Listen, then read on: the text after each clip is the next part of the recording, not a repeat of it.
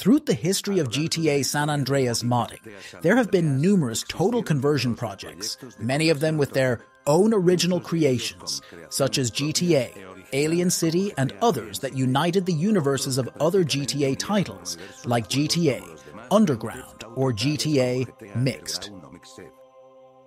In the middle of COVID-19 pandemic, many people confined to their homes and began doing recreational activities to pass their time with the hope that the isolation would end. During that period of time, the multiplayer platform of the mod was born, and it was known as GTA Underground, UGMP made, based on SAMP, and added the iconic cities like Vice City and Liberty City.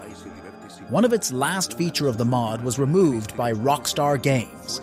It was the implementation of allowing the users to add custom objects, such as vehicles and weapons, custom maps, radio stations. In the development of multiplayer server, Santiago Falcon started to underplay the server that is in beta, until it became public to all, as well as a new friend, Uriel Sanchez. During the development, Uriel Sanchez became a development college to such level that he was nearly co-owner of it. Things were going good until the announcement of GTA Underground's end. And since the Hispanic community of this did not want it to die, we wanted to release unofficial updates of Underground, thus starting the Redux.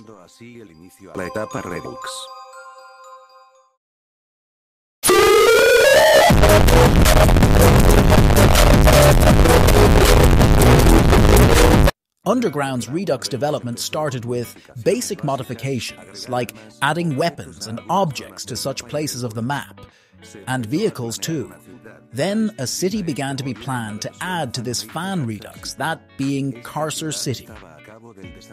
This city was out of the development of Uriel, but the design of this city, it was not known who the author was, until over time it was Matanu.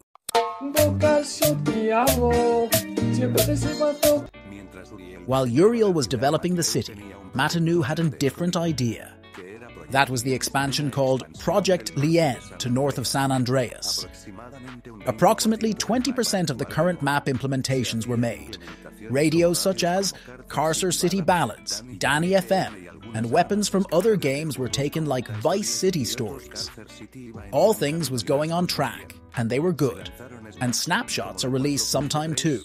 Snapshot 4.3, 4.4, and a cancelled one that is 5.0. But after these, Matanu had one more different idea, that being GTA, Underground's old map that is not completed. The map was going to be representation of United States, as if it was part of San Andreas. So the Carcer City idea was dropped, and a development of this new map was begun.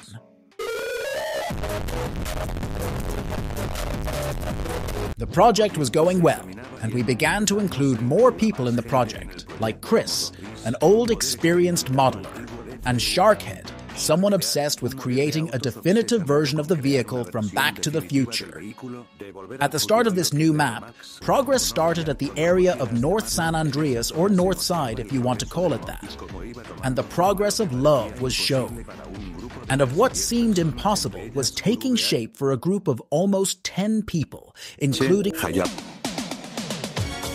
USA, Madaf, Ricky, LF, TTH alias El Profesor, entre otros. And among others. And as you would have guessed, this new project that was supposed to be GTA Underground Redux was not appreciated by the original Underground team, and they claimed their copyrights for the name and the Underground mod we used as in base. So an agreement came. Underground Redux would cease to exist. We would stop using the mod for a base and start anew without copying other people's work.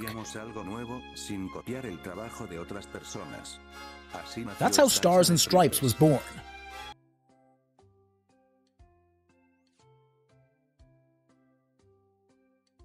With the argument between UGE and SAS started, the work of new mechanics, new systems, new maps, and completely new base was started as well.